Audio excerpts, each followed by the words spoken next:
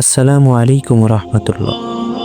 সুপ্রিয় শ্রোতা মণ্ডলী, আজকে আমি আপনাদেরকে যে বিষয়টি বলবো তার সারমর্ম হচ্ছে ধৈর্য। ধৈর্যের কঠিন পথকে অবলম্বন করুন।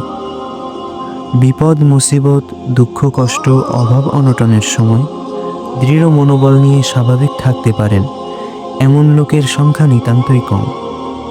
এ কথা আমাদেরকে অবশ্যই বিবেচনা করে দেখতে হবে। যদি আমি বা আপনি ধৈর্য ধারণ না করি, তবে আমাদের করণীয় কি? এ কথা স্পষ্ট, আমাদের ধৈর্য ধারণ করা ছাড়া কিছুই করার নেই। আপনার কাছে কি অন্য কোনো সমাধান আছে? ধৈর্যের চেয়েও উত্তম কোনো পথের কথা কি আপনার জানা আছে? এটাই মহামানবদের পথ। দৃঢ় প্রত্যয়ের সাথে তারা সংকটের মোকাবিলা করে সকল দুঃখ ও কষ্ট, সংকটকে তারা ধরাশায়ী করে সফলতাকে অর্জন করছেন।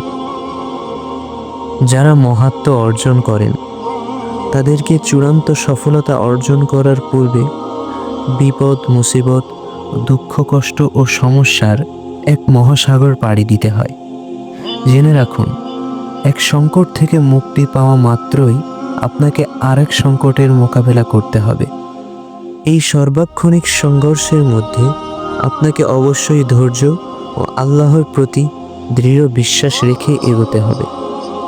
সুতরাং ধৈর্যশীল হন ও জেনে রাখুন, আপনার ধৈর্য যেন হয় একমাত্র আল্লাহর সন্তুষ্টির জন্যই। তার মতো ধৈর্য ধরুন যে আসন্ন শাস্তির বিষয়ে দৃঢ় প্রত্যয়ী, যে জানে একদিন শুভ পরিণতি আসবে, যে তার প্রভুর নিকট পুরস্কার চায়। এই আশায় সমস্যা কবলিত হয়ে তার পাপের প্রায়শ্চিত্ত হবে। ধৈর্য ধরুন, সমস্যা যাই হোক না কেন, আর সামনের পথ যতই অন্ধকার মনে হোক না কেন, তাতে কিছুই যায় আসে না। কেননা ধৈর্যের সাথে অবশ্যই বিজয় আসবে, আর দুঃখ, কষ্ট ও ক্লান্তির পরেই নেমে আসবে অনাবিল শান্তি। বিশাল পর্বত সমান সমস্যার বোঝা বহন করে তারা শুধু অধিকতর শক্তিশালী মানব হিসাবেই প্রকাশিত হয়েছেন।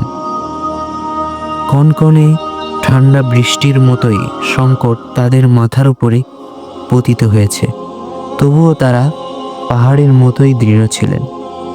তারপর অল্প সময় অতিবাহিত হওয়ার পরেই তারা তাদের ধৈর্যের কারণে সফলতার পুরস্কারে ভূষিত হয়েছেন।